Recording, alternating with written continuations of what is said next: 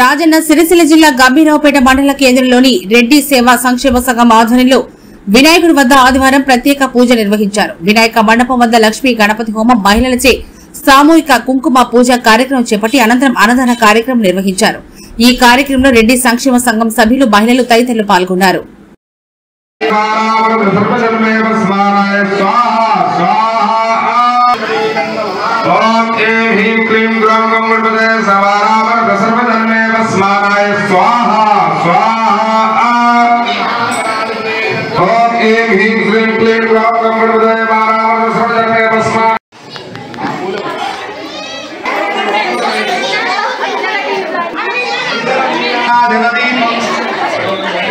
ओम प्राणाय स्वाहा पानी भर प्याली बुआ बुआ के चरणी प्रेम भगेदेवी नारायण नमोते अगोरे యోగదండం పెట్టుకోండి. గురు విఘ్నేశ్వర భగవానికి గణపతి బప్ప ఆదాలండు ఓకే ఐదు కౌంట్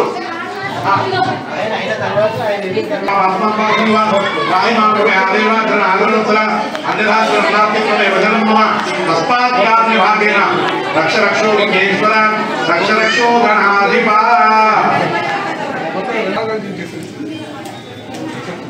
मोदक अष्टो పట్టణ కేంద్రంలో రెడ్డి సంక్షేమ సేవా సంఘం వారి ఆధ్వర్యంలో వరసిద్ధి వినాయక నవరాత్రోత్సవాలలో భాగంగా ఈ రోజు 5వ రోజు. ఈ 5వ రోజు నాడు ప్రత్యేకంగా ప్రతి సంవత్సరం కూడా రెడ్డి సంఘం వారు లోక కళ్యాణార్థం పట్టణ హితం కోసం గణపతి హోమం చేయడం జరుగుతుంది.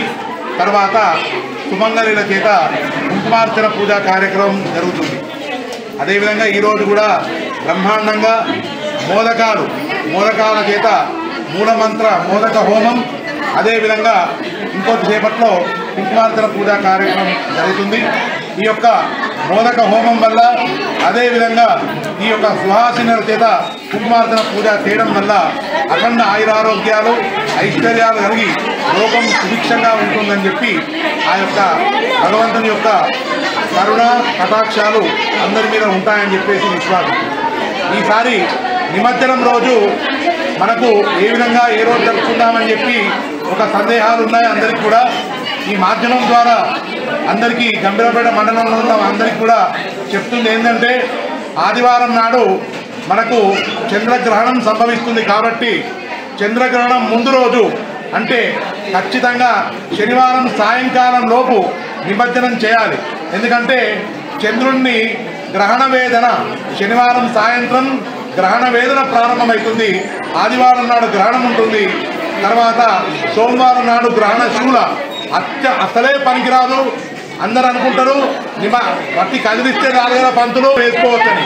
కదిలిచ్చినా కానీ అవి గణపతులు ఉంచుకోవద్దు, అది అరిష్టం, మంచిది కాదు. కాబట్టి గ్రహణం సంభవిస్తుంది. కాబట్టి దయచేసి మండలంలో ఉన్నటువంటి వినాయక మండపాల వాళ్ళు, నిర్వాహకులు, హిందూ సాంప్రదాయాన్ని ప్రేమించే వాళ్ళు తప్పకుండా ఈ పద్ధతిలో నిమజ్జనం చేయాలని కోరుతున్నారు.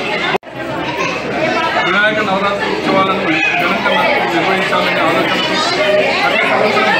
స్థానికంగా గంగాపురం మండల కేంద్రంలో ఉన్నటువంటి సేవా సంక్షేమ సంఘం ఆధ్వర్యంలో కుంకుమ పూజ తద్వారా అన్నదాన కార్యక్రమాలను నిర్వహిస్తున్నాం.